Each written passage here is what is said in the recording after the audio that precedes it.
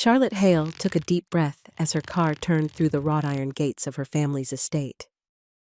The tires crunched on the gravel driveway that wound between perfect green lawns. She gripped the steering wheel tighter, trying to calm her racing heart. "Just one weekend," she whispered to herself. "Just smile through one weekend." This wasn't just any weekend at home. This was her engagement announcement weekend. By Sunday evening, everyone who mattered in their social circle would know she was marrying Graham Lowell, the business tycoon her parents had practically handpicked for her. Charlotte parked her car and stared at the grand white house with its tall columns and wide porch. Staff members moved around the front yard, setting up tables and hanging lights for tonight's welcome cocktail party. Her mother, Evelyn, appeared at the top of the steps, elegant in a pale blue dress. "Charlotte, darling, finally! We have so much to review before people arrive." Charlotte forced a smile and got out of the car. "Hello, Mother." Evelyn's critical gaze swept over Charlotte's simple white blouse and dark pants. "I hope you brought something more suitable for tonight." "I did," Charlotte said, keeping her voice level. "The navy dress you suggested." Evelyn's face relaxed slightly. "Perfect. Graham should arrive by 6. His assistant called to confirm." Charlotte nodded, following her mother inside. The house smelled of flowers and furniture polish, everything perfect, as always. For the next hour, Evelyn walked Charlotte through the evening's plan. Who would be there? Where they would stand for photos?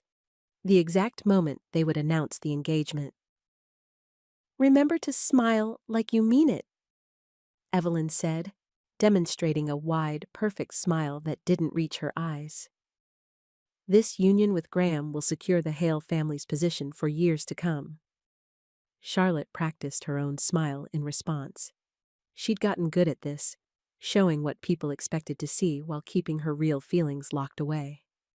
When Evelyn finally left to check on the catering, Charlotte slipped out to the veranda. She needed air that didn't feel heavy with expectations. From the porch, she could see past the manicured gardens to the horse stables beyond the tall hedgerow. The weathered wood buildings looked warm and solid against the darkening sky. Thunder rumbled in the distance. Almost without thinking, Charlotte stepped off the porch and headed down the garden path toward the stables. She'd loved horses as a girl, spending hours in those barns before boarding school, and college had pulled her away.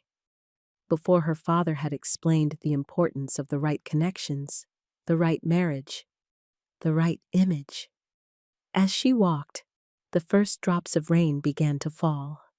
The air smelled fresh and earthy. Charlotte didn't turn back.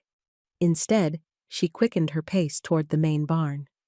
The stable door was partially open. Charlotte slipped inside just as the rain began to fall. Harder. The familiar smells of hay, leather, and horses wrapped around her like an old, forgotten comfort. The barn aisle was dim, lit only by a few wall-mounted lights. A soft wicker came from one of the stalls. Charlotte moved toward the sound. A tall man stood inside the stall, his back to the door, as he stroked the neck of a nervous chestnut mare. His voice was low and steady. "That's it, girl. Just a little thunder. Nothing to worry about." Charlotte didn't recognize him. He must be new. Her parents were always hiring and replacing staff. She watched as the horse calmed under his patient hands. Another crash of thunder sounded, closer now. Charlotte jumped slightly, and the man turned. He was handsome, with dark brown skin and eyes that showed surprise and then careful politeness when he saw her. He wore simple work clothes, jeans and a gray t-shirt that showed strong arms used to physical labor. "Ms. Hale," he said with a nod. Not a question. He clearly knew who she was. "I'm sorry," Charlotte said quickly. "I was just walking and the rain started." The man nodded again. "Bad timing. Storm's moving in fast." He stepped out of the stall. latching it carefully. Marcus Reed. I've been head trainer here for about 3 months. Charlotte straightened her posture slightly. Charlotte Hale. A small smile touched his lips. I know. Your mother made sure everyone on staff recognized you. Charlotte felt her cheeks warm. Of course her mother would do that. Another crash of thunder made the mare in the stall stomp nervously. Marcus turned back, speaking softly to the horse. She doesn't like storms? Charlotte asked, stepping closer. New to them, Marcus explained. Young mare, just arrived last week. She'll learn they're nothing to fear. His calm confidence made Charlotte relax slightly. The rain pounded harder on the roof, filling the barn with a steady drumming sound. Marcus reached for a clean towel hanging nearby and offered it to Charlotte. You're getting soaked, Miss Hale. Charlotte realized her hair was dripping onto her shoulders. She took the towel with a genuine smile. Thank you, and please call me Charlotte. She patted her hair dry, noticing how Marcus maintained a respectful distance. Not too close, but not awkwardly far either. Just appropriate. Unlike so many people in her world who either fawned over her family name or treated her like a delicate glass ornament. You still ride? He asked, nodding toward the horses. Charlotte shook her head. Not in years. Too busy with life, I suppose? That's a shame, Marcus said simply. A particularly loud thunderclap crashed directly overhead. The mare whinnied in fear, rearing up in her stall. Without thinking, Charlotte stepped forward as Marcus moved to calm her. His hand caught the lead rope while Charlotte reached for the mare's halter, steadying her with a gentle touch. Whoa, easy girl, Charlotte said, the words coming back naturally. You're okay. Their hands worked in strange, immediate harmony, Marcus controlling the mare's movement while Charlotte soothed. Within moments, the horse settled, blowing softly through her nostrils. Marcus gave Charlotte an appraising look. You remember more than you think. Something about the way he said it made Charlotte feel seen in a way she hadn't in a long time. Not as the Hale heiress, but as someone with real skills and instincts. I should head back, Charlotte said reluctantly, glancing at her watch. The cocktail party will be starting soon. Marcus nodded. Of course. Big weekend, from what I hear. Charlotte's stomach tightened. Yes, very big. She handed back the towel and turned to leave, but paused at the barn door. The rain was coming down in sheets now. Here, Marcus said, appearing beside her with a large umbrella. Staff keeps these by each door. Thank you, Charlotte said, taking it gratefully. Their fingers brushed, and Charlotte felt an unexpected spark of warmth. Marcus pulled his hand back first, his expression carefully neutral. Congratulations, by the way, he said politely, on your engagement. Charlotte's smile froze slightly. Thank you, though it's not officially announced until tomorrow evening. Marcus nodded once. Well, enjoy your party, Miss Charlotte. She stepped out into the rain, opening the umbrella against the downpour. As she walked back toward the lights of the main house, Charlotte felt oddly reluctant to return. For a few minutes in the barn, she'd felt like herself again. Not the polished, perfect daughter she'd become. The cocktail party was in full swing when Charlotte entered the house. She slipped upstairs to change quickly into the navy dress her mother had approved, fixed her hair, and applied fresh makeup. When she descended the staircase, Evelyn immediately pulled her into a group of important guests. Charlotte, darling, you remember Judge Wilson and his wife? Charlotte nodded and smiled, shaking hands and making appropriate small talk. Her mother's grip on her elbow was light but firm, steering her through the room like a well-trained show pony. An hour into the party, Evelyn clinked a spoon against her champagne glass. Everyone, a moment please. The room quieted. We're so delighted you could join us this evening, Evelyn said, smiling widely. As many of you know, we've gathered to celebrate a very special occasion. Tomorrow evening, we'll officially announce the engagement of our Charlotte to Graham Lowell. Polite applause filled the room. Charlotte maintained her smile while her chest tightened. Unfortunately, Evelyn continued, Graham has been slightly delayed by business in the city, but he assures us he'll arrive later tonight and we can all celebrate properly tomorrow. More applause. Charlotte sipped her champagne, feeling the walls of the house closing in around her. A text message buzzed in the small purse at her wrist. Graham. Delayed at office, don't wait up, see you in the morning. Charlotte slipped the phone back into her purse. The party continued around her.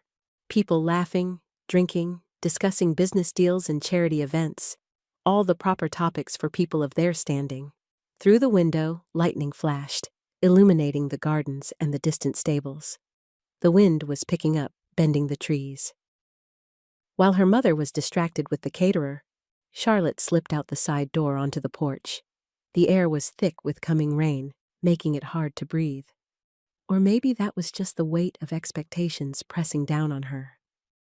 Charlotte stepped off the porch as the first heavy raindrops began to fall again. Instead of turning back, she found herself jogging down the garden path, away from the house lights. The rain quickly soaked through her dress, but Charlotte kept moving. Lightning lit her way toward the only building with lights still glowing in the windows, the stables. By the time she reached the barn door, Charlotte was drenched.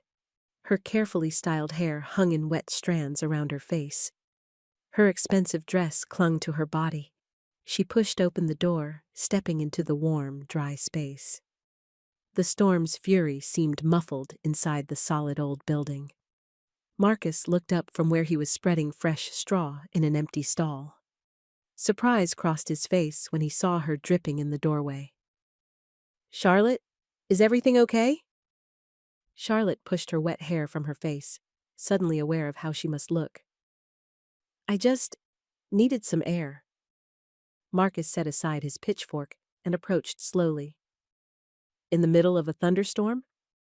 A small laugh escaped her lips. I know it sounds crazy. Not crazy, Marcus said. Just unexpected. He disappeared into a small office and returned with a large blanket. Here, you're soaked through. Charlotte gratefully wrapped the soft blanket around her shoulders. Thank you, again. Shouldn't you be at your party? Marcus asked, keeping a respectful distance. Charlotte shrugged slightly. Probably. My mother's handling it fine without me. Another crash of thunder shook the barn. Charlotte flinched involuntarily. You don't like storms either, Marcus observed. Charlotte tried to smile. They've always made me nervous. All that chaos you can't control. Marcus nodded thoughtfully. My grandmother had a saying about storms. Can't stop the thunder, but you can learn to breathe through it. Is that what you teach the horses? Charlotte asked. Something like that, Marcus said. Fear makes them want to run, but they're safer staying calm. Charlotte pulled the blanket tighter. Wise advice for people too, I suppose. Marcus smiled, a real smile that softened his serious face. Would you like some tea? I have a thermos in the office. Nothing fancy, but it's hot. That would be wonderful, Charlotte said, surprised by his kindness. They walked to the small office at the end of the barn. It was simple but tidy, with a desk, a couple of chairs, and basic supplies. Marcus poured steaming tea from a thermos into 2 mugs. Sugar? No, thank you. Black is fine. He handed her a mug and gestured to a chair. Charlotte sat, grateful for the warmth seeping into her cold hands. So, Marcus said, sitting in the other chair. Big engagement weekend. But you're hiding in a barn during a storm. Charlotte looked down at her tea. I'm not hiding. Marcus raised an eyebrow, but didn't argue. Okay, maybe I am, Charlotte admitted. It's just overwhelming sometimes. All the expectations. Arranged marriage is still a thing in your world? Marcus asked, his tone neutral. Charlotte looked up, surprised by his directness. Not arranged exactly. More strongly encouraged. Graham is a good match. Successful business, right background. And what about you? What do you want? The question was so simple, yet no one had actually asked her that in. She couldn't remember how long. Charlotte paused. I want to breathe sometimes without feeling like I might crack the perfect image. She hadn't meant to say something so honest. To her relief, Marcus didn't look pitying or judgmental. He simply nodded. Everyone needs space to breathe, he said. They sat in comfortable silence for a few minutes, listening to the rain drumming on the roof. Charlotte felt her tense shoulders relaxing slightly. How do you do it? She asked suddenly. Stay so calm, I mean. Marcus considered the question. Practice, mostly. Working with horses teaches you patience. They sense everything you're feeling. If you're anxious, they get anxious. So you just control your feelings?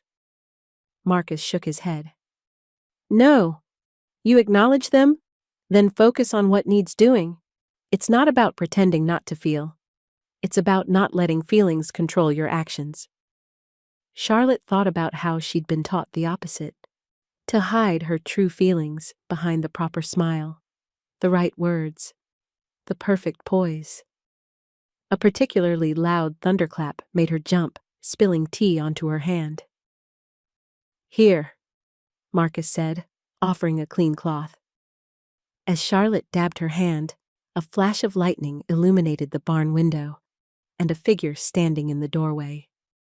Graham Lowell stood there, his tall frame silhouetted against the stormy night. His expensive suit was slightly damp, his face set in hard lines. Charlotte? His voice was tightly controlled. Your mother said you might be out here. Charlotte stood quickly, the blanket falling from her shoulders. Graham, you made it after all. Graham's eyes flicked to Marcus, then back to Charlotte. Car service dropped me at the main house 10 minutes ago. Evelyn was concerned when she couldn't find you.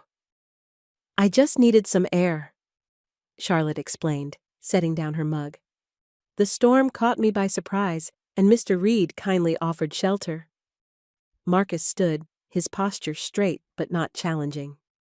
Mr. Lowell, Marcus Reed, head trainer. Graham barely nodded in acknowledgement. I'm sure my fiancé appreciates your hospitality. Charlotte, shall we head back? The way he said fiancé, claiming her, made Charlotte's spine stiffen, but years of training and proper behavior took over.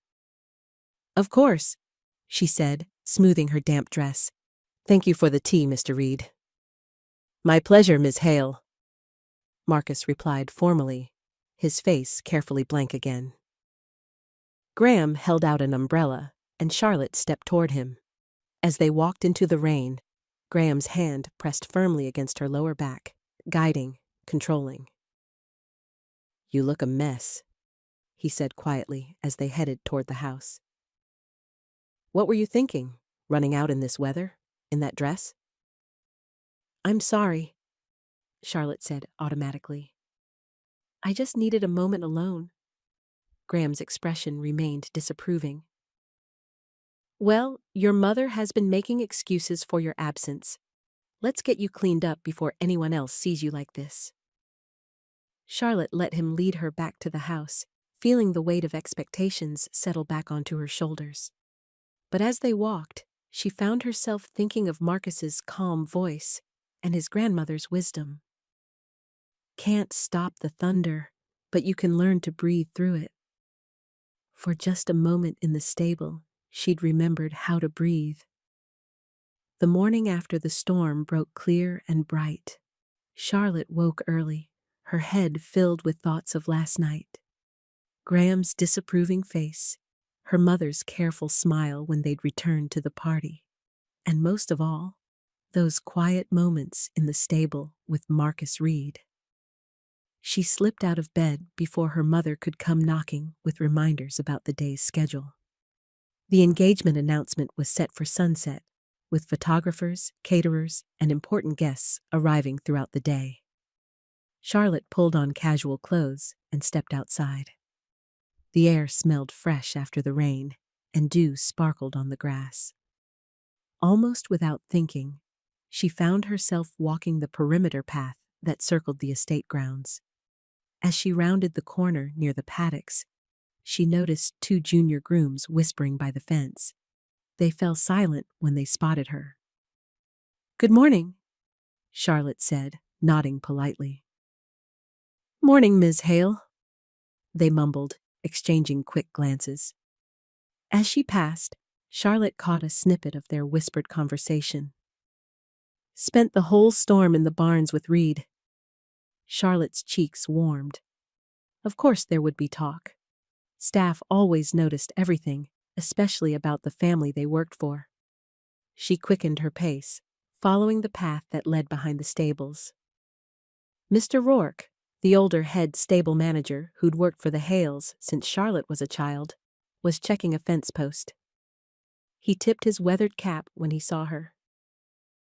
"Ms. Charlotte, nice morning after the blow." "It is," Charlotte agreed. "How are the horses? Did the storm upset them?" "Most weathered it fine," Mr. Rourke said. "That new mare settled down once Mr. Reed got her calm." He gave Charlotte a meaningful look. "Mr. Reed has a good way about him. Steady sort." Charlotte felt the message behind his words. Be careful. People are watching. "He seems very competent," she said neutrally. Mr. Rourke nodded. "One of the best horse trainers I've worked with. Would be ashamed to lose him." The warning was gentle but clear. Staff gossip could cost jobs, especially when it involved the owner's daughter. "I appreciate his help during the storm," Charlotte said. "It was unexpected to get caught out there." Mr. Rourke just nodded again. "Best get on with my rounds. Big day for you, I hear."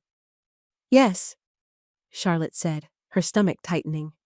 "Big day." She continued walking, eventually finding herself at the main stable entrance. Before she could decide whether to go in, Marcus emerged, carrying a saddle. He stopped when he saw her, surprise flickering across his face before his expression settled into polite professionalism. "Good morning, Ms. Hale." "Charlotte," she corrected automatically. A small smile touched his lips. "Charlotte, can I help you with something?" She hadn't planned this encounter, but suddenly she needed an excuse to be here. "I was thinking of reviewing the stables for event planning. Some guests might want to see the horses." If Marcus saw through her flimsy reason, he didn't show it. He simply nodded. "Of course. Would you like a tour?" "Please." They walked through the main barn together. Charlotte noticed how the other stable hands watched them curiously. Marcus kept a professional distance between them, his voice matter-of-fact as he showed her the facilities. "The stables were rebuilt about 10 years ago," he explained. "Your father spared no expense on the design." "He always loved horses," Charlotte said. "More than my mother did. She prefers the social aspect of having a prestigious stable." Marcus nodded, but didn't comment. He led her to a stall where a handsome chestnut gelding stood calmly. "This is Steady Eddie," Marcus said with genuine affection. "Best-natured horse in the barn, perfect for riders who haven't been on horseback in a while." Charlotte caught his meaning and found herself smiling. "Are you suggesting I need a beginner's horse, Mr. Reed?" "Not at all," Marcus said, his dark eyes warming slightly. "Just a patient one who'll forgive a bit of rustiness." Charlotte reached out to stroke the horse's nose. "Is that an offer of a riding lesson?" If you'd like one, Marcus said carefully. Professionally speaking, of course. Of course, Charlotte agreed, knowing they were both acknowledging boundaries that shouldn't be crossed. I would like that. 20 minutes later, Charlotte sat atop Steady Eddie in the smaller training ring. The familiar feeling of being on horseback brought back memories of happier, simpler times. Marcus stood in the center of the ring, giving patient, precise instructions. His voice remained calm and confident, never raising above what was necessary. Heels down, he reminded her. Shoulders back. That's it. Now, ask him to trot with a gentle squeeze of your legs. Charlotte followed his guidance, her body remembering the rhythms of riding. Eddie responded perfectly to each cue, carrying her around the ring in smooth circles. As they worked, Charlotte felt the tension in her shoulders easing. Here, she didn't have to be the perfect Hale heiress. She just had to stay balanced and communicate clearly with the horse. Suddenly, a gust of wind blew a tarp loose from where it covered some hay bales. The blue plastic flapped loudly, startling Eddie. The horse shied sideways, almost unseating Charlotte. Steady, Marcus called, moving quickly to catch the horse's bridle. You're okay, both of you. Charlotte gripped the saddle, her heart racing. Eddie danced nervously, but Marcus kept hold of him, his voice low and soothing. Take a breath, he said to both horse and rider. That's it, nothing to worry about. Charlotte followed his advice, breathing deeply until her pulse slowed. She straightened her posture and took back control of the reins. I've got him, she said, with more confidence than she felt. Marcus held her gaze for a moment, then nodded and stepped back. Walk him in a circle. Show him everything's fine. Charlotte guided Eddie around the ring, speaking softly to the horse until he relaxed again. When she returned to where Marcus stood, they shared a small, genuine smile of accomplishment. Well handled, he said. Thank you for not rushing in to save me, Charlotte replied. Most people would have. You didn't need saving, Marcus said simply. You needed reminding that you already knew what to do. Something in his words touched a deeper chord in Charlotte. How long had it been since someone had trusted her to handle things on her own? As she dismounted, their hands met at the reins and lingered a moment too long. The simple touch sent warmth through Charlotte's fingers. Marcus pulled back first, his expression becoming more guarded. We should get Eddie cooled down. They led the horse into the barn aisle, working together to remove the saddle and bridle. Their movements fell into an easy rhythm, as if they'd done this together many times before. You're good with horses, Marcus said as they brushed Eddie's coat. You have the touch. I used to spend every free minute out here as a girl, Charlotte admitted. Before boarding school and college and... She trailed off. Real life? Marcus suggested with a small smile. If you can call it that, Charlotte said. Sometimes it feels more like playing a part in someone else's story. Marcus's eyes met hers, serious now. Whose story are you living, Charlotte? The question hit her like a physical touch. Before she could answer, her phone buzzed with a text message. Graham. Where are you? Your mother's looking everywhere? Charlotte sighed. I need to get back to the house. Marcus nodded, taking the brush from her hand. Big day. Congratulations, by the way. His tone was sincere, but Charlotte found herself wanting to explain, to tell him that the engagement wasn't her choice, that Graham was convenient and appropriate, but not someone who made her feel alive. Instead, she just said, Thank you for the lesson, Mr. Reed. Marcus, he corrected gently, when it's just us. The simple phrase, when it's just us, implied future moments together, and Charlotte couldn't help the small flutter in her chest at the thought. "Thank you, Marcus." She hurried back to the house, where Evelyn was indeed waiting with a schedule and a frown. "Charlotte, there you are. Your hair's a mess, and you smell like the stables. We have the photographer arriving in an hour for pre-event portraits." "I'll shower and change," Charlotte promised. Evelyn sighed. "Honestly, Charlotte, why would you go riding today of all days?" "I needed to clear my head." Evelyn's expression softened slightly. "I understand you're nervous, darling. But this engagement is the best thing for your future. Graham is from the right family, with the right connections. The merger between his family's company and Hale Industries will secure everything your father worked for." A merger. That's what this marriage really was. A business arrangement dressed up with flowers and champagne. "I know, Mother," Charlotte said quietly. "Good. Now hurry and get ready. Graham's already here, in a meeting with the event planner." Charlotte spent the next few hours being polished and prepared. Hair styled, makeup applied, designer dress fitted. Graham appeared for their photos, handsome and polished in his tailored suit, his smile practiced for the camera. When they were alone for a moment between shots, Graham touched her arm. "You disappeared early this morning." "I went for a walk," Charlotte said. "Then a quick ride." Graham's eyebrows rose slightly. "Riding? That's new." "Not new," Charlotte corrected. "Just something I haven't done in a while." "Well, don't make a habit of it," Graham said lightly.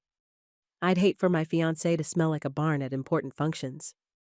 He smiled as he said it, but the criticism was clear. Charlotte forced herself to smile back, though something sharp and uncomfortable twisted in her stomach. By late afternoon, guests were beginning to arrive. Caterers bustled around the courtyard, where lanterns had been strung across the elegant space. A small stage had been set up for the official announcement. The weight of what was coming pressed down on Charlotte's chest, making it hard to breathe. She excused herself from a conversation with her mother's friends and slipped away toward the edge of the property. The paddock fence offered a moment's peace.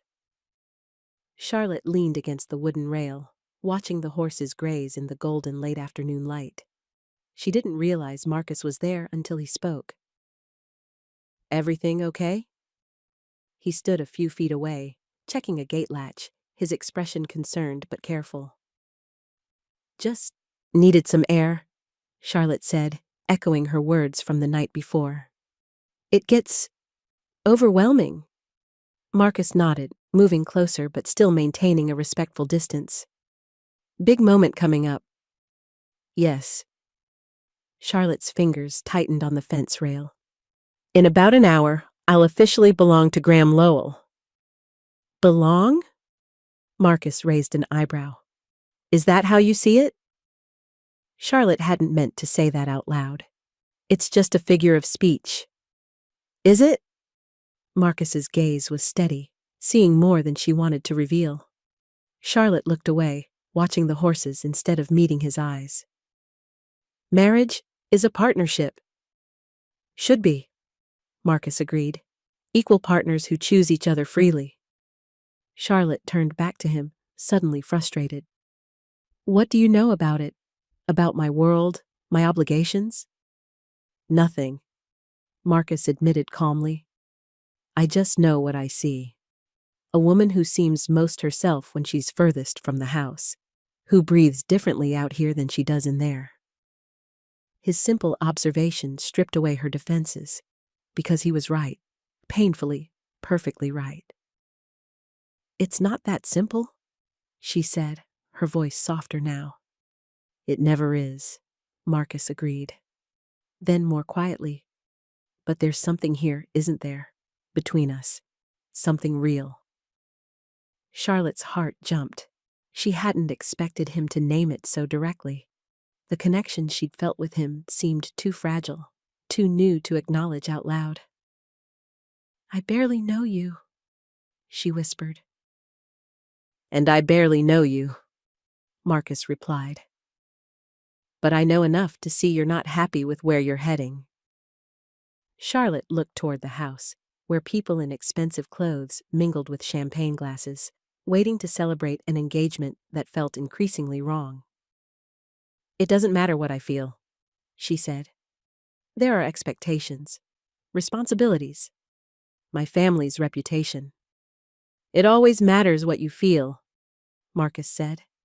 He stepped closer, close enough that she could smell the clean scent of his soap mixed with the leather of his work gloves. "Life's too short to live it for other people, Charlotte." The truth of his words crashed through her carefully constructed walls. Tears pricked at her eyes, and she blinked them back. "I should go," she said, but didn't move. Marcus's hand covered hers on the fence rail. The touch was warm, steady, like everything about him. "You have a choice," he said quietly. "We always have a choice." Charlotte looked up at him, at his honest dark eyes and the gentle set of his mouth. Without thinking, she leaned forward and kissed him softly. For a heartbeat, he didn't respond. Then his hand came up to cradle her cheek as he returned the kiss, gentle, questioning, with none of the possessive demand she was used to from Graham. When they broke apart, Charlotte felt breathless in a way that had nothing to do with corset dresses or social anxiety. "I'm sorry," she whispered, though she wasn't sorry at all. "Don't be," Marcus said. His thumb brushed her cheek once before he stepped back, restoring the proper distance between them. "But you should think very carefully about what you want, Charlotte, because in an hour you're making a public promise." From the direction of the house, Charlotte heard her name being called, her mother, searching for the missing guest of honor. "I have to go," she said, real regret in her voice. Marcus nodded. "I know." Charlotte hurried back toward the house, her mind spinning and her lips still warm from their kiss. As she approached the courtyard, her phone buzzed with a text. "Graham. Where are you?" Announcement moved to sunset. "Be ready in 20 minutes." Charlotte felt a flare of anger at his commanding tone. 20 minutes to decide the course of her life. 20 minutes to choose between duty and possibility. Her mother intercepted her at the garden's edge. "Charlotte, there you are. Graham wants to move the announcement up. The light is perfect now, and some guests need to leave early." "Of course," Charlotte said automatically, the proper response rising to her lips like muscle memory. "I just need to freshen up." "Hurry, darling. Everyone's waiting." Charlotte slipped inside to the powder room, staring at her reflection in the mirror. The woman who looked back was polished and perfect, hair arranged just so, makeup flawless, designer dress hugging her figure. But her eyes held something new, a question, a possibility. She touched her lips, remembering the gentle press of Marcus's mouth against hers. It hadn't been a demanding kiss, but an offering. A door opening to something real. Could she really walk away from everything she'd been raised to value? Security? Position? Family approval? For what? A kiss at a paddock fence? A few moments of feeling truly seen? Charlotte took a deep breath, straightened her shoulders, and walked out to join the waiting crowd. Graham stood on the small stage, handsome and confident, extending his hand to her as she approached. As she climbed the steps to stand beside him, Charlotte caught a glimpse of Marcus at the edge of the gathering. He wasn't trying to catch her attention or influence her. He simply stood watching, his presence a quiet reminder that other paths existed. Graham's arm circled her waist possessively as he smiled for the crowd. "Ready, darling?" he whispered. Charlotte looked out at the sea of expectant faces, her mother beaming with pride, family friends nodding approval, business associates calculating advantages. And in the distance, a man who had asked her what she wanted. The microphone stood ready. The moment had arrived to say yes to the path that had been chosen for her. Charlotte took a breath and faced her future. Charlotte stood beside Graham on the small stage, feeling the weight of 100 expectant gazes. The microphone waited. Her future waited. Graham smiled confidently at the crowd, his arm firmly around Charlotte's waist. "Friends and family," he began, his voice carrying across the courtyard. "Thank you all for joining us for this special occasion." Charlotte's eyes drifted to the edge of the gathering where Marcus stood. Their gazes met briefly before she forced herself to look away. "Charlotte and I are delighted to announce," Graham continued. "Wait." The word escaped Charlotte's lips before she fully realized she'd spoken. Graham turned to her, his smile freezing in place. "What is it, darling?" he asked quietly, for her ears only. Charlotte took a shaky breath. I need a moment, please." Confusion flickered across Graham's face, quickly replaced by careful control. "Of course," he said smoothly, turning back to the microphone. "Ladies and gentlemen, it seems my bride-to-be has a touch of stage fright. If you'll excuse us for just a moment." A ripple of indulgent laughter moved through the crowd as Graham led Charlotte off the stage, his grip on her elbow just short of painful. "What are you doing?" he hissed once they were inside the house, away from curious eyes. Charlotte pulled her arm free. "I'm sorry, Graham. I need to breathe." "Breathe?" His eyebrows rose. "You pick now for a breathing exercise? Everyone is waiting, Charlotte?" "I know," she said, "but this doesn't feel right." Graham's expression hardened. "What exactly doesn't feel right? The timing? The crowd? Or the engagement itself?" Charlotte hesitated, her training to avoid conflict warring with the new voice inside her that demanded honesty. "All of it," she finally admitted. "I'm not sure we're right for each other, Graham." Graham stared at her, disbelief turning to cold anger. "You choose now to have doubts? When both our families and half of our social circle are gathered specifically to celebrate our engagement?" "I'm sorry," Charlotte said again, meaning it. "I never meant to embarrass you." "But you're fine with embarrassing yourself?" Graham countered. "Your family? What do you think people will say when the hale heiress backs out of an engagement at the last minute?" Charlotte felt the familiar pressure of expectations closing in around her. "I just need more time." Graham shook his head. "This isn't about time, Charlotte. It's about commitment, about understanding what's expected of people in our position." Our position, as if their social status was the most important thing about them. Before Charlotte could respond, the door opened and Evelyn entered, her smile tight with concern. "Is everything all right? People are starting to wonder." Graham looked to Charlotte, a clear challenge in his eyes. "Your move." "Mom," Charlotte said quietly, "could I speak with you alone for a minute?" Surprise flashed across Evelyn's face, quickly masked with social polish. "Of course, darling." She turned to Graham. "Perhaps you could ask the servers to offer another round of champagne?" Graham nodded stiffly and left, closing the door with careful restraint. Once they were alone, Evelyn's composure slipped.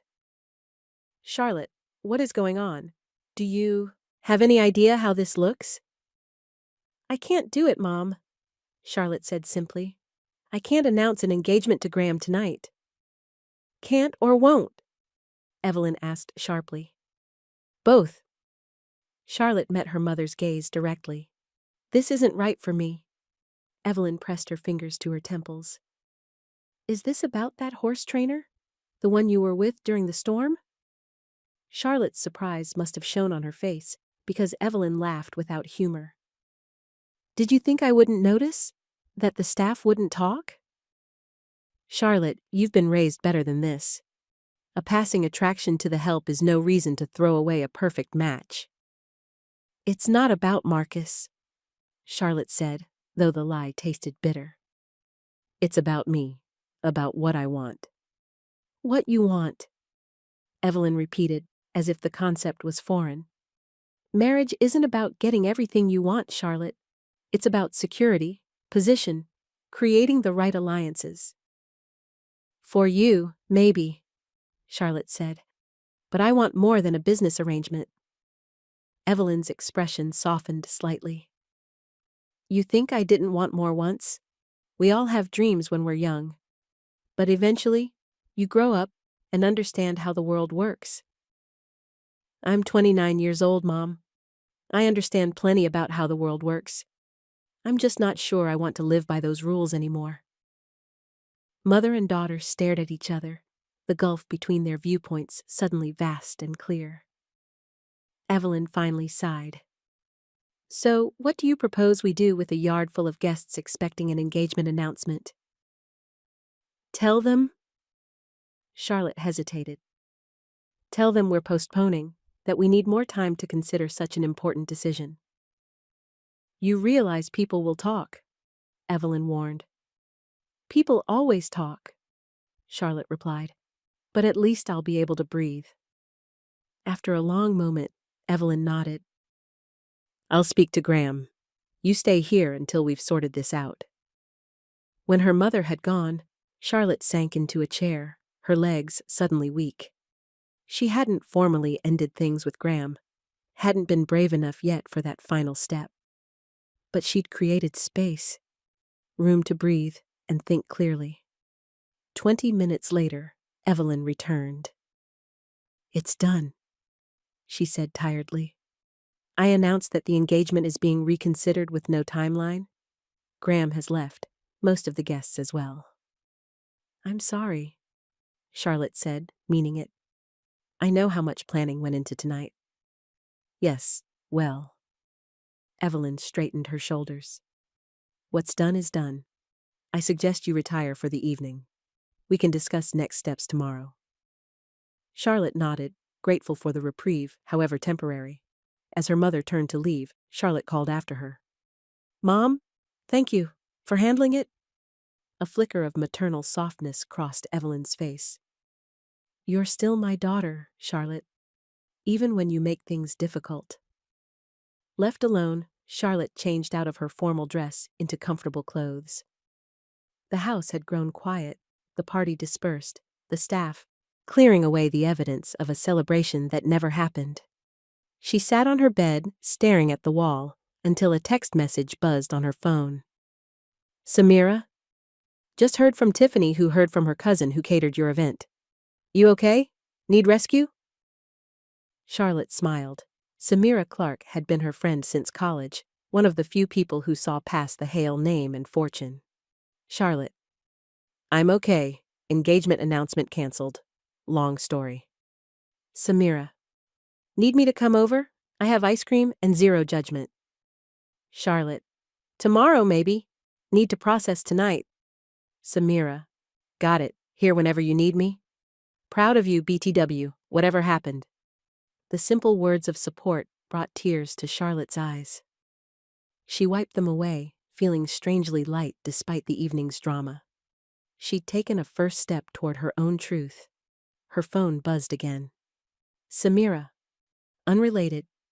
Just saw this listing. Cute little apartment downtown, month-to-month lease. Perfect for someone needing breathing space. A link followed to a rental listing. Charlotte clicked it, looking at photos of a small but charming apartment overlooking the town's main street. Neutral ground. A place that wasn't her family home with all its expectations. The possibility made her heart beat faster. Before she could overthink it, she texted back. Charlotte. Interesting? Very interesting. She set the phone aside and went to her window. From here, she could just make out the stable lights in the distance. Was Marcus still there? Or had he gone home to the small staff quarters behind the barns? Charlotte slipped out of her room and down the back stairs.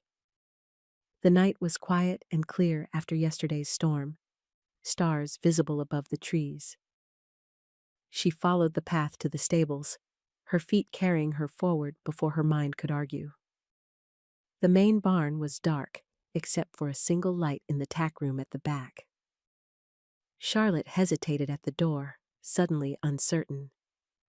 What was she doing here? What did she expect? Before she could decide whether to enter or retreat, the door opened, and Marcus stood there, surprise clear on his face. "Charlotte?" "Hi," she said lamely. "I was just—" She gestured vaguely at the night around them. "Walking again?" he suggested with a small smile. "Something like that." She shifted her weight from one foot to the other. "May I come in?" Marcus stepped back, holding the door. "Of course." The tack room was warm and smelled of leather and saddle soap. A single lamp cast a golden glow over the space where Marcus had been working on a bridle, the leather pieces laid out neatly. "I heard the announcement was canceled," Marcus said, carefully neutral. Charlotte nodded. "News travels fast." "Staff grapevine," Marcus confirmed. "Fastest communication system known to man." That made Charlotte smile. "I couldn't do it," she admitted. "Couldn't stand up there and promise myself to someone when—" She trailed off. "When?" Marcus prompted gently. Charlotte met his eyes. "When all I could think about was that kiss by the paddock fence." Marcus's expression remained carefully controlled, but something warmed in his dark eyes. "That was just a moment, Charlotte. One moment shouldn't upend your whole life." "But it wasn't just the kiss," Charlotte said, finding courage in his quiet attention. "It was everything that led to it. The way I feel when I'm with you, like I can breathe, like I don't have to pretend." "And that's enough to walk away from everything you've known?" Marcus asked. He wasn't challenging her, she realized. He was making sure she'd thought this through. "I don't know," Charlotte admitted honestly. "But I know staying on the path I was on would have slowly suffocated me." Marcus nodded, understanding in his eyes. He gestured to a wooden bench against the wall, and they sat, close, but not touching. "What happens now?" he asked. "I don't know that either," Charlotte said with a small laugh.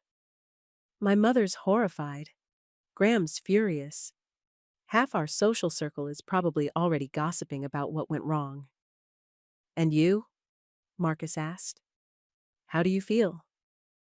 Charlotte considered the question. "Scared? Relieved? Like I'm standing on the edge of something unknown." "That's not always a bad place to be," Marcus said. "Sometimes the unknown is where you find yourself." They sat in comfortable silence for a moment. Charlotte noticed how different this felt from silences with Graham, which had always felt like gaps to be filled with proper conversation. With Marcus, quiet felt natural. "Can I ask you something?" Charlotte said finally. Marcus nodded. "What do you want? From this? From—" She gestured between them. "Whatever this is?" Marcus took his time answering, giving the question the serious consideration it deserved. "I want the truth," he said simply. "For both of us. I'm attracted to you, Charlotte. Not just your looks, but your spirit. The real person I see glimpses of when you forget to be the perfect Hale heiress." His honesty made her breath catch. "But," he continued carefully, "I also know that world you come from and this one I live in don't mix easily. People will talk. Your family will disapprove. My position here could be at risk." "I would never let them fire you over this," Charlotte said quickly. Marcus smiled, but it didn't reach his eyes. "It's not just about the job. It's about dignity. I won't be a secret you're ashamed of, or a rebellion against your family." "That's not what this is," Charlotte insisted. "Maybe not," Marcus agreed, "but we need to be sure. Both of us." He was right, and Charlotte knew it. A few charged moments and one kiss weren't enough to build anything lasting on. They needed time, space to know each other as they truly were, not just as heiress and employee. "So, we take it slow," Charlotte suggested. "Get to know each other properly." Marcus nodded, relief evident in his expression. "I'd like that." As if to seal their agreement, he reached over and took her hand, his fingers warm and strong around hers. The simple touch felt more intimate than any kiss. They sat together in the quiet tack room, hands linked, possibilities unfolding between them. The peaceful moment was broken by a buzzing from Charlotte's pocket. She pulled out her phone to see a text from her mother. "Evelyn, Graham is here again, wants to speak with you. Important." Charlotte sighed. "I should go. Graham's back at the house." Marcus released her hand. "Be careful," he said softly. "Men like him don't give up easily what they think belongs to them." "I don't belong to anyone," Charlotte said with new certainty. Marcus smiled, a real smile that transformed his serious face. "No, you don't." Charlotte returned to the main house, bracing herself for the confrontation to come. Graham waited in the study, a tumbler of her father's expensive whiskey in his hand. "Charlotte," he said, his voice controlled but cold. "Finally decided to come home?" She ignored the implied accusation. "My mother said you wanted to speak with me." Graham set down his glass. "I've been thinking about your hesitation earlier. I understand pre-wedding jitters. Cold feet happens to everyone." That wasn't at all what had happened, but Charlotte didn't correct him. "I'm willing to overlook tonight's embarrassment," Graham continued magnanimously. "We can reschedule the announcement for next month. Give you time to settle your nerves." Charlotte took a breath. It would be so easy to agree, to slide back into the path of least resistance, to avoid disappointing everyone who had expectations of her. But then she thought of Marcus's question. "Whose story are you living?" "I appreciate the offer," she said carefully. "But I don't think more time will change how I feel. This isn't right for me, Graham. For either of us." Graham's expression hardened. "Is this about that stable hand? The one I found you with during the storm?" "His name is Marcus," Charlotte said. "And no, this is about me, about what I want in my life." "What you want," Graham repeated with a cold laugh. "What about obligations, responsibilities? Our families have been planning this merger for years." "That's just it," Charlotte said. "It's a merger, not a marriage, not a life I want to live." Graham stood, anger breaking through his careful control. "Do you have any idea how this makes you look? How it makes your family look?" "I'm sorry about that," Charlotte said sincerely. "But I can't marry someone I don't love just to maintain appearances." "Love?" Graham scoffed. "People in our position marry for advantage, Charlotte, for connections. Love is a luxury." "Then it's one I choose to have," Charlotte replied steadily. Graham's eyes narrowed. "It is about him, that trainer." "I told you, this is about me," Charlotte insisted. "About being honest with myself finally." Graham picked up his glass and drained the remaining whiskey. "You know, it would be a shame if the Hale stables had to be reorganized. Staffing? Changes are so disruptive." The threat was thinly veiled, and Charlotte felt anger rise in her chest. "Are you threatening Marcus's job because I won't marry you?" "Not at all," Graham said smoothly. "Just thinking aloud about management efficiencies. The Lowells are major investors in several equestrian facilities. I have contacts who need experienced trainers. Translation: he could get Marcus blacklisted from decent stables with a few phone calls." "That would be petty and beneath you," Charlotte said, fighting to keep her voice level. Graham shrugged. "Business is business, Charlotte. You should understand that better than most." He set down his empty glass and straightened his jacket. Think about my offer. 1 month to reconsider. After that, well, changes happen. After he left, Charlotte sank into a chair, her hands shaking with anger.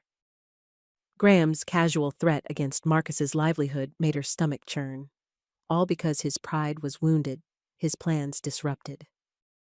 She grabbed her phone and typed out a warning text to Marcus, then stopped before sending it.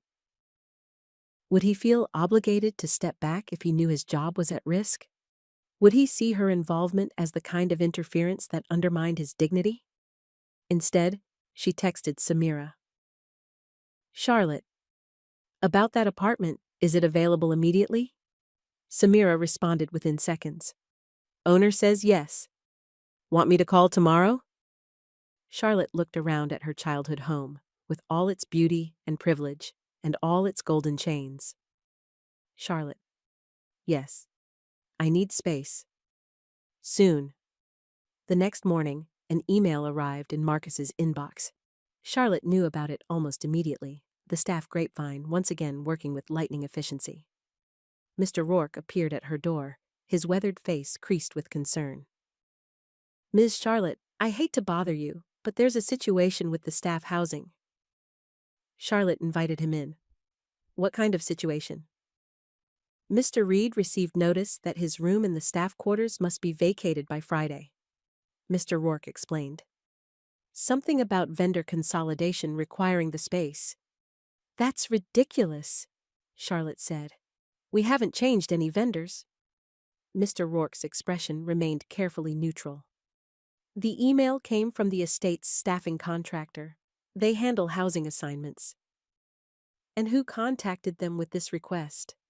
Charlotte asked, already knowing the answer. Mr. Rourke shrugged slightly.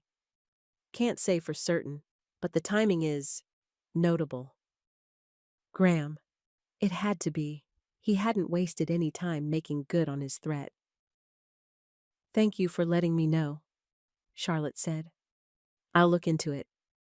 But when she tried to contact the staffing agency, she hit a wall of bureaucracy. The decision had been made at executive level. No, they couldn't reverse it without proper authorization. Yes, Mr. Reed could apply for alternative housing, but there was a waiting list. Charlotte's next call was to Graham, who let it go to voicemail. His message came by text. Instead. Graham. Thinking about my offer? The casual arrogance made Charlotte's blood boil. She wasn't going to play his game, and she certainly wasn't going to let Marcus suffer for her choices. Tuesday afternoon, Charlotte found Marcus in the small staff room behind the main stable, folding clothes into a duffel bag. His face was carefully blank, his movements efficient. You heard, she said from the doorway. Marcus looked up. Staff grapevine, he said with a tight smile. Don't worry, I've been through worse. This is because of me, Charlotte said. Because of us. Marcus shook his head. This is because some people can't handle not getting what they want. It's not your fault. Where will you go? Charlotte asked. Mr. Rourke offered his couch for a few nights, Marcus said. I said no. There's a budget motel on the highway. I'll be fine until I find something else. Pride, dignity. Even now, he wouldn't accept charity or make a scene. I'm so sorry, Charlotte said, wishing the words weren't so inadequate. Marcus set down the shirt he was folding and came to stand in front of her. Charlotte, listen to me. You're not responsible for Graham's actions. You made a choice for yourself, a brave one. Don't let him use me to manipulate you. But your job is important, Marcus finished. But not as important as my self-respect. Or yours. He touched her cheek gently, and Charlotte leaned into his hand. They stood like that, connected and quiet, until footsteps in the hallway reminded them they weren't alone. Marcus stepped back. I should finish packing. Charlotte nodded, feeling helpless and angry at the same time. She'd begun to claim her independence, but the price was being paid by someone else. As she walked back to the main house, her phone buzzed with a text from Samira. Samira. Apartment application approved. Keys available tomorrow. Need help moving? Charlotte stared at the message, a plan forming in her mind. Not a grand romantic gesture, but a practical step toward real independence. For both of them. Charlotte. Yes, and send me that listing again. I have an idea. Wednesday morning brought a clarity to Charlotte that she hadn't felt in years. She woke early, made a list, and headed downstairs before her mother could corner her with questions about Graham or the canceled engagement.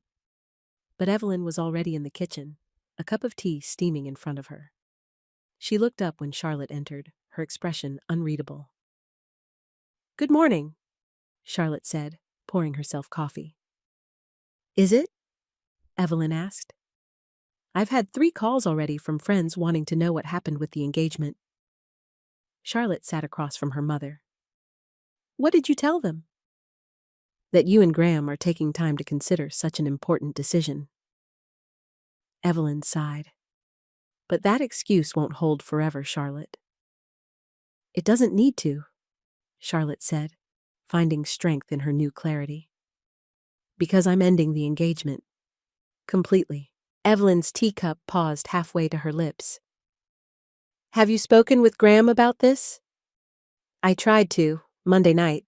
He thinks it's just nerves, that I'll change my mind. And you won't? Charlotte met her mother's gaze directly. No.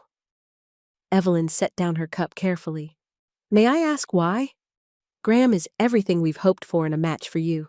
The right family, the right connections, a secure future. But not the right heart, Charlotte said simply. Not for me. This is about that trainer, isn't it? Evelyn's voice held resignation more than anger. Charlotte considered denying it, then decided on honesty. Partly, Marcus helped me see that I've been living someone else's version of my life.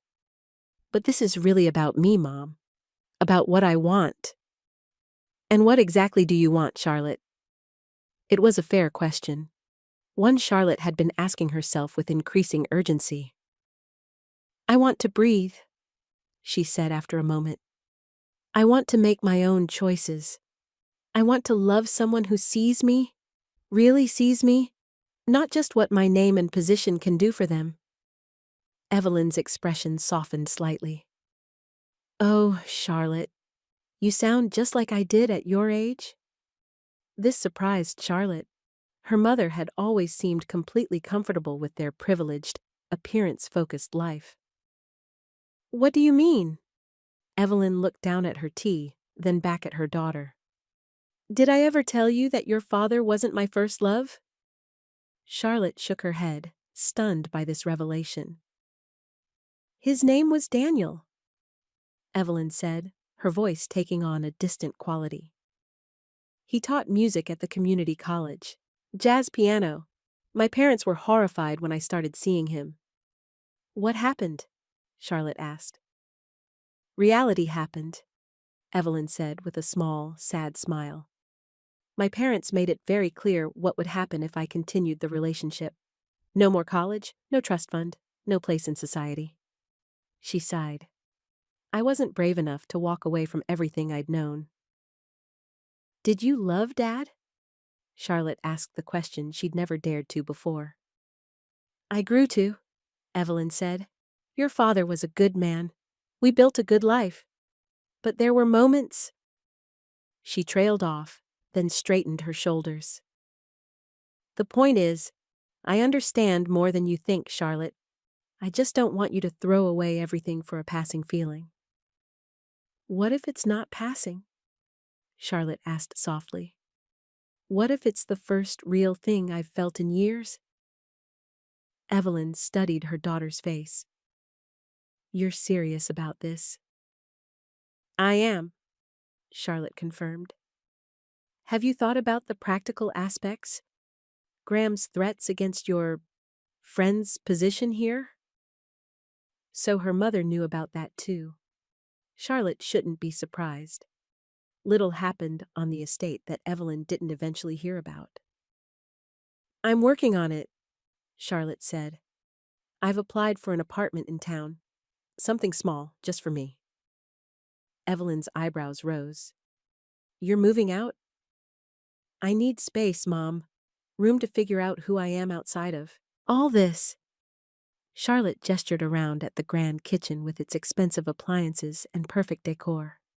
For a long moment, Evelyn was silent, processing this unexpected turn. When she spoke, her voice was quieter. "I always thought I was protecting you, teaching you how to survive in our world." "I know," Charlotte said gently. "And maybe that's what I needed once, but now I need to find my own way." Evelyn nodded slowly. "What can I do?" The question took Charlotte by surprise. She had expected argument, not support.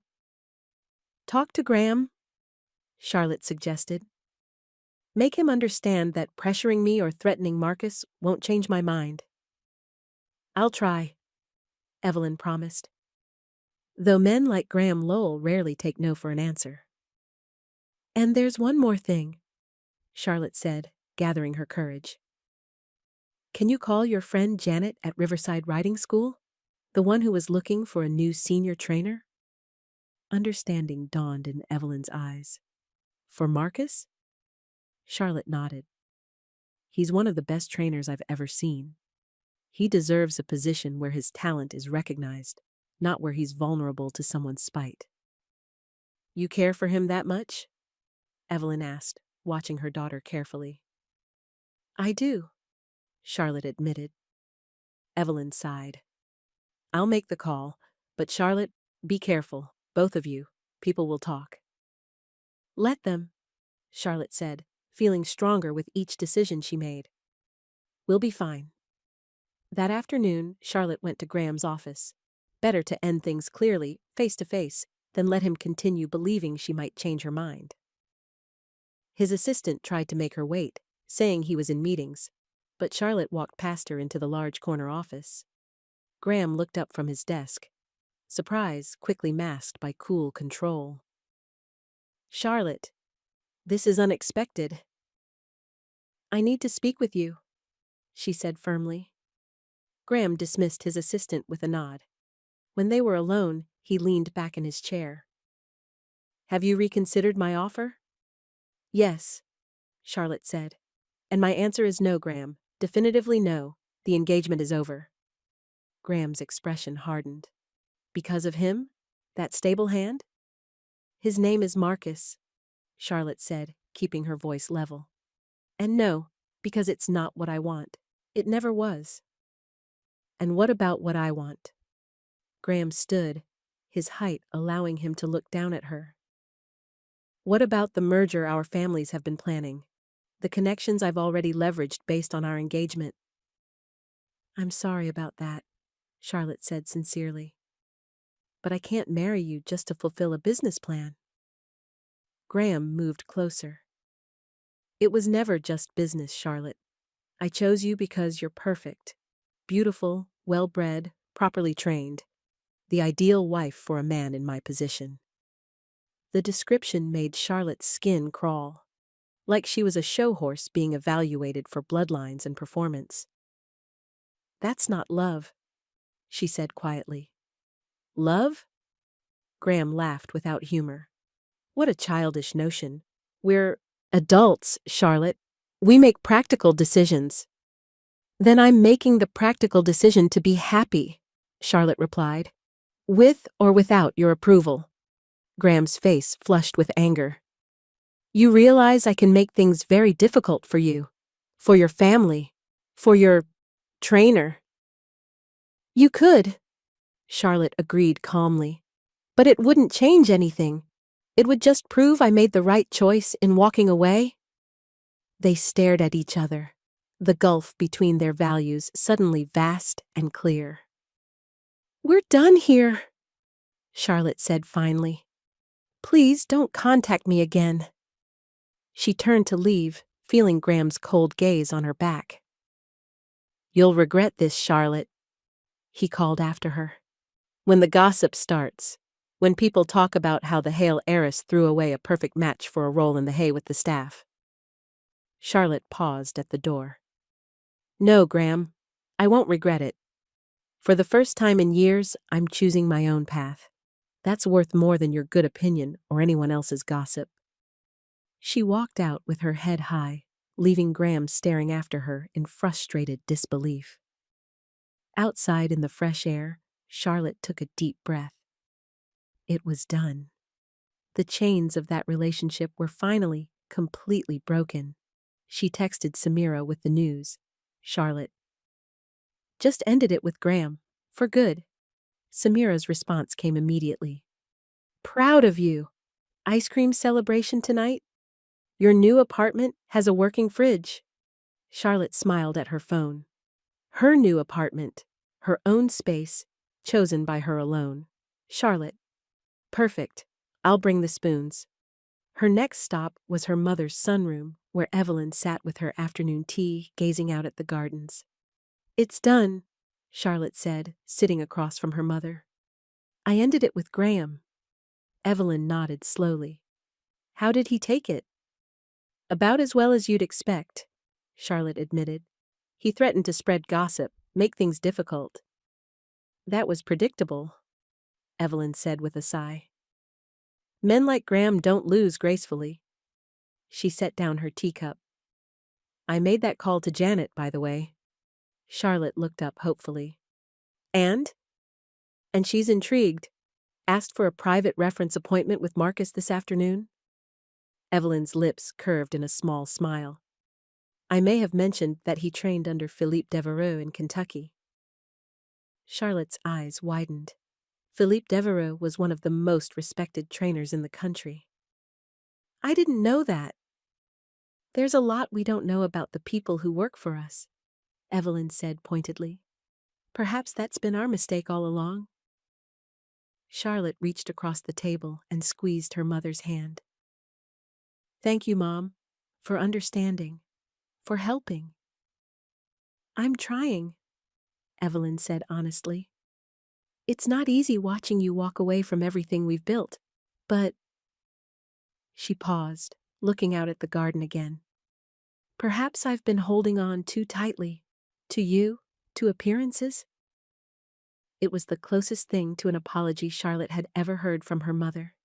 She accepted it as the gift it was. I'm not walking away from you, Charlotte assured her. Just finding my own path. Later that afternoon, Charlotte asked Mr. Rourke to have Marcus meet her by paddock 3. The old training area was partially sheltered by oak trees, offering privacy from the main house. When Marcus arrived, his face was carefully neutral, but Charlotte could see the question in his eyes. My mother made a call, she explained. To a friend who runs Riverside Riding School.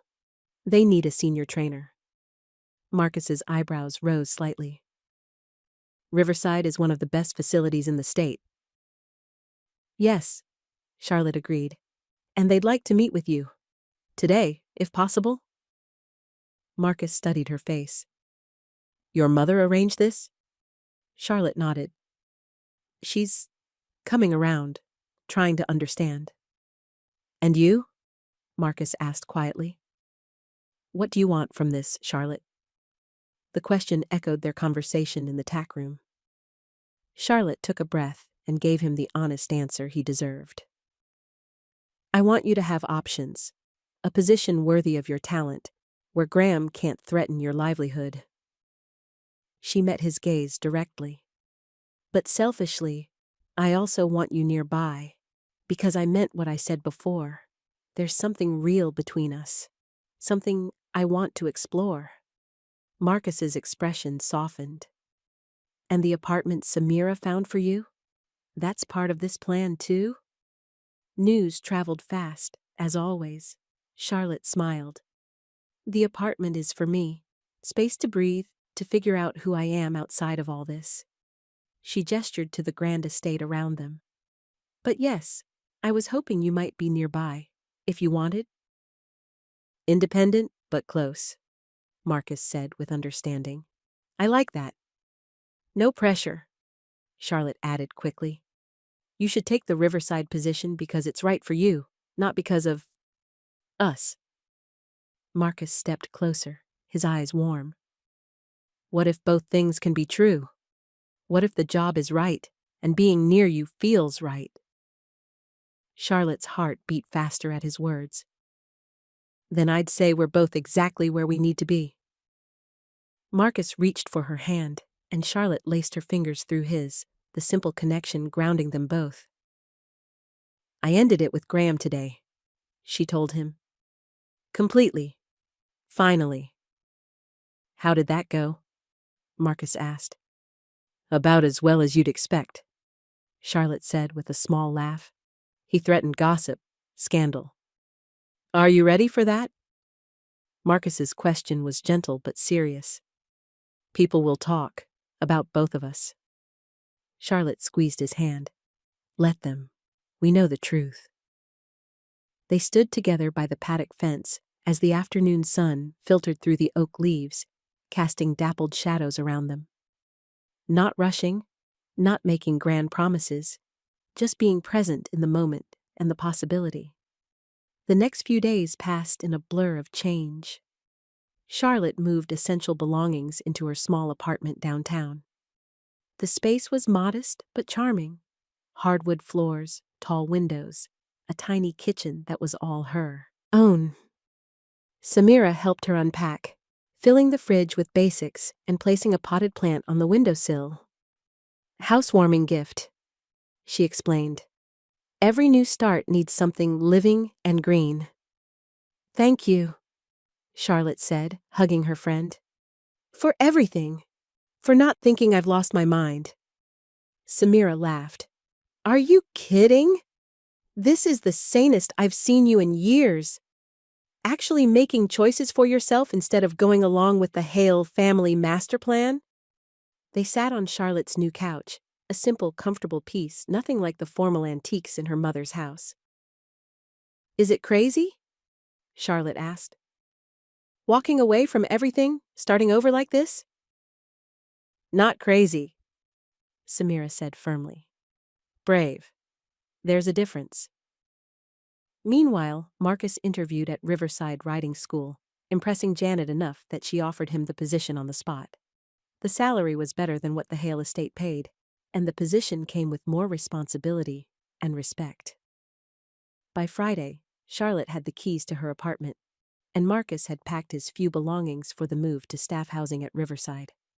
The riding school was just 20 minutes from Charlotte's new place, close enough for regular visits, but far enough to give them both breathing room. On Saturday, Evelyn surprised Charlotte by appearing at the Riverside training arena just as Marcus finished demonstrating a training technique for his new employer. Charlotte had come to watch, sitting quietly on the viewing bench. Evelyn sat beside her daughter, a thermos in hand. Mom, what are you doing here? Observing, Evelyn said simply. She watched as Marcus thanked Janet and shook her hand. He is quite good, isn't he? The best, Charlotte agreed, unable to keep the pride from her voice. Evelyn nodded thoughtfully. I've been thinking about what you said, about living your own life, making your own choices. She turned to face Charlotte. I may not understand all of your decisions, but I respect your right to make them. Thank you, Charlotte said, genuinely touched. That means a lot to me. Just promise me one thing, Evelyn continued. Be careful with your heart, not because he isn't from our world, but because any new love deserves care and patience. I promise, Charlotte said. We're taking it slow, getting to know each other properly. Evelyn smiled slightly. Good. She stood and handed Charlotte the thermos. I'll leave you to it then. That's for him, my special blend, a small welcome gift. Charlotte watched in amazement as her mother approached Marcus at the rail. There were no grand speeches, just a simple nod and a quiet comment Charlotte couldn't hear. Marcus straightened respectfully and replied. After a brief exchange, Evelyn turned and walked back to her car. When Marcus joined Charlotte on the bench, his expression was thoughtful. "What did she say to you?" Charlotte asked. "That it's good to see someone who cares for horses and people," Marcus replied, "and that her daughter has always had good judgment, even when it wasn't convenient for others." Charlotte's eyes widened. "She said that?" Marcus nodded, a small smile lifting the corner of his mouth. "Your mother is full of surprises." "Apparently," Charlotte agreed, handing him the thermos. "She brought this for you." "Peace offering?" Marcus suggested. "Maybe," Charlotte said. "Or maybe just her way of saying she's trying."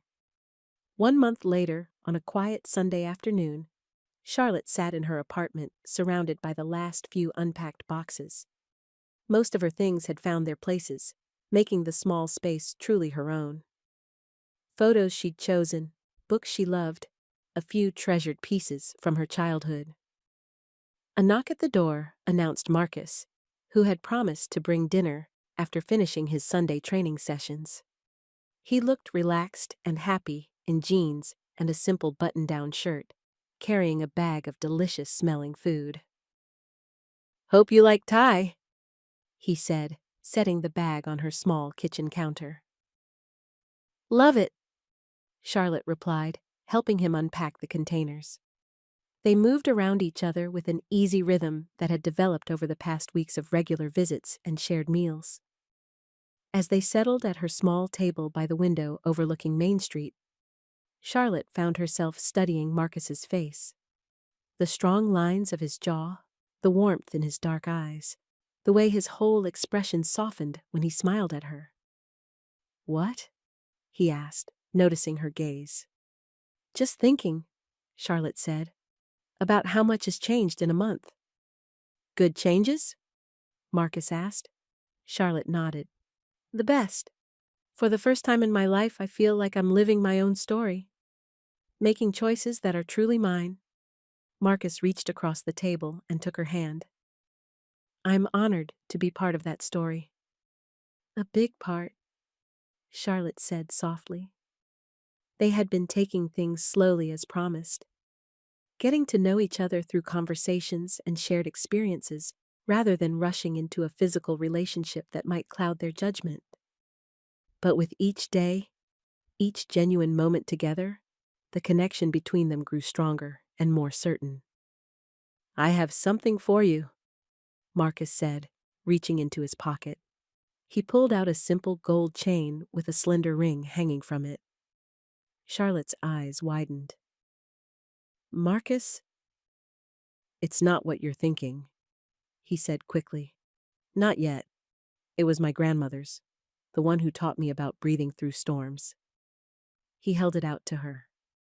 "She always said it was a reminder that life doesn't have to be perfect to be beautiful, that sometimes the strongest connections come from weathering storms together." Charlotte took the chain, tears pricking her eyes at the meaning behind the gift. "It's perfect," she whispered. Marcus helped her fasten it around her neck, the ring settling against her skin like it belonged there. "Not an engagement," he clarified, "just a promise. To keep taking this journey together, one step at a time." "I'd like that," Charlotte said, leaning forward to kiss him softly. Unlike their first impulsive kiss by the paddock fence, this one carried the weight of conscious choice, of two people who had faced pressure and judgment and chosen their own path despite it all. A text message from Samira interrupted their moment. "Samira. Still coming for dinner tomorrow? Bringing Marcus?" Charlotte showed him the message with a smile. "My friend wants to properly meet the man who's been taking up so much of my time lately." "I'd like that," Marcus said. "Meeting the important people in your life." Charlotte texted back an affirmative, then set her phone aside. "Mr. Rourke asked about you yesterday. Says the new junior trainer isn't half as good." Marcus smiled. "I miss the old man. He taught me a lot." He said you should stop by sometime. The horses remember you. I'd like that too, Marcus said. If you're comfortable with it. Charlotte nodded. I am. Mom and I are finding new ground. She's learning to see me as an adult with my own mind, not just her daughter who needs guiding. And Graham? Marcus asked carefully. Still angry, Charlotte admitted, still making comments to mutual acquaintances. But honestly, I care less each day what he or anyone else thinks. After dinner, they took a walk through town as the sun began to set. Charlotte wore Marcus's ring on its chain, a tangible symbol of their choice to move forward together. They passed the riding school where Marcus now worked, the small cafe where they'd had their first real date, the bookshop where Charlotte had applied for a part-time position to fill her days with something meaningful. Small steps, a life being built piece by piece, choice by choice. As they reached the town's small park, the evening air growing cool around them, Charlotte felt a deep contentment settle in her chest. Not the perfect, polished happiness she'd once been taught to display, but something real and solid. Penny for your thoughts, Marcus said, his arm warm around her shoulders. Charlotte leaned into him, breathing deeply. I was just thinking about how sometimes the hardest choices lead to the greatest peace. Marcus nodded. My grandmother would have liked you. I wish I could have met her, Charlotte said. Me too, Marcus agreed. She always said true strength isn't about never falling down. It's about having the courage to get back up and try a different path. Charlotte touched the ring at her throat. Wise woman. Like her grandson, Marcus teased, making Charlotte laugh. They walked back to her apartment as stars began appearing in the darkening sky. No audience, no announcements, no grand gestures, just two people who had found each other across unlikely boundaries and chosen to build something real together. At her door, Marcus kissed her goodnight, a promise of tomorrow and all the days that would follow. As he stepped back, his dark eyes warm with affection, Charlotte felt the last piece of uncertainty fall away. This was where she belonged. Not in a mansion filled with expectations, not in a relationship built on advantages and appearances, but here, standing firmly on her own 2 feet, breathing freely, loving honestly. See you tomorrow? Marcus asked. Charlotte nodded, happiness bubbling up inside her. Tomorrow and the day after that, one step at a time, one choice at a time, writing their own story together.